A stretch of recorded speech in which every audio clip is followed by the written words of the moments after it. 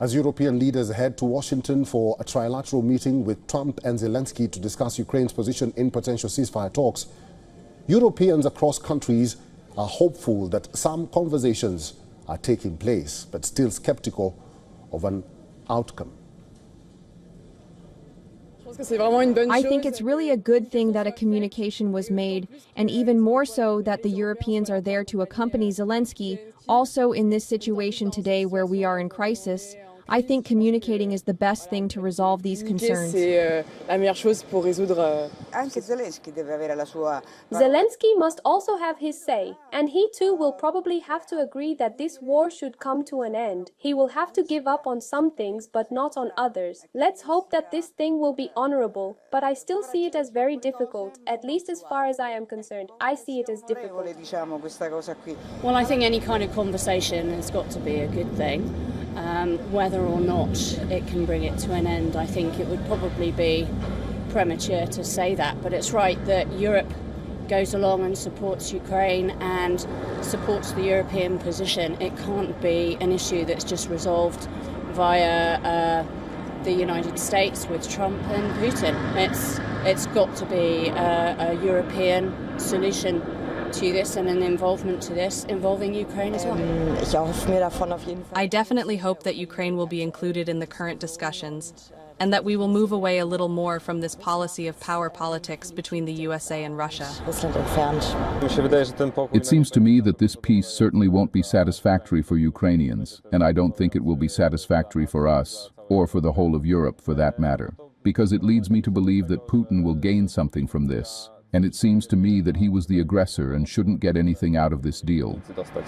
Security guarantees were given to Ukraine when they renounced nuclear weapons. Unfortunately, nowadays, we can no longer rely on promises and words, especially when two powerful leaders meet and their words and opinions change from morning to evening. We cannot believe them. We must take care of our own security.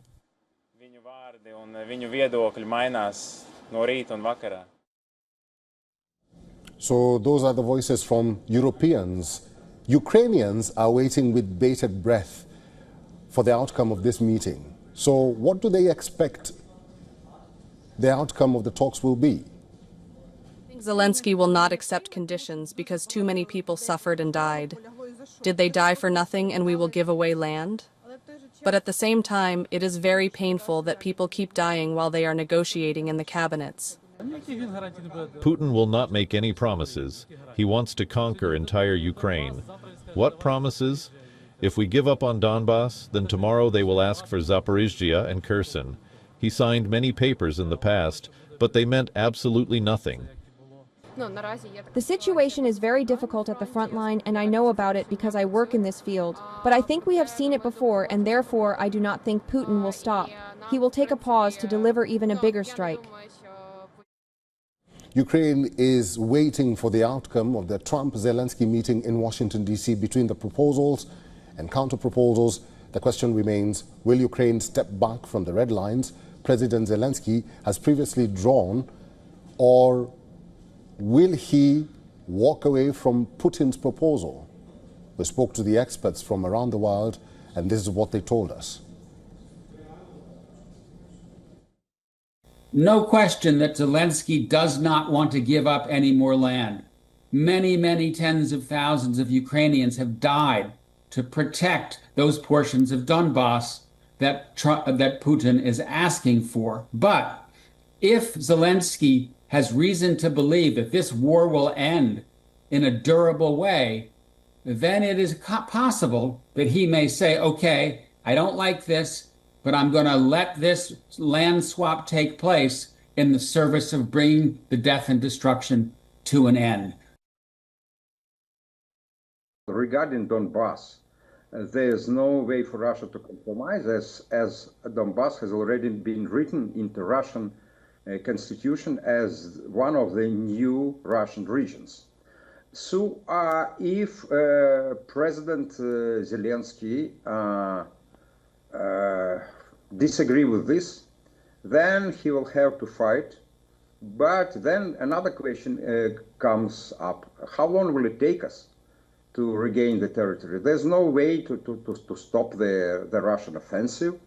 probably is not that fast, but it is going on, and the situation has reached point of non-return. First of all, we have to remember that all the territories, including Crimea, are constitutional territory of Ukraine, and we cannot change the constitution, and any president has no possibility to do that without support of the people. Ukrainians never will support this kind of decision because these territories have been taken by Moscow Federation by force, and that was the infringement of international law. If we take to the international context, if in any case this happens, then we will get a precedent for all the other countries when some aggressor countries can attack other territories and proclaim them to be theirs, infringing international law. Well, to be honest, of course, it is Russia who started this war that is waging a war of aggression against Ukraine. So in that sense, it would not be accurate to say that Ukraine is the primary obstacle to peace. That said, the different actors, the different belligerents in this conflict are only going to have their very disparate positions brought closer together if the United States applies pressure on all of them. And that involves a series of different carrots and sticks that need to be used at the same time. And right now, you've got a situation where you had going into the Alaska meeting, as you just said, the European players and Ukraine who wanted a ceasefire first, before any discussion of the larger issues. And that is very much the opposite of what Russia's approach is. There are also differences of opinion in terms of whether or not Ukraine should have the right to enter NATO. So these positions will have to be bridged, and they can only be bridged through American leadership and mediation.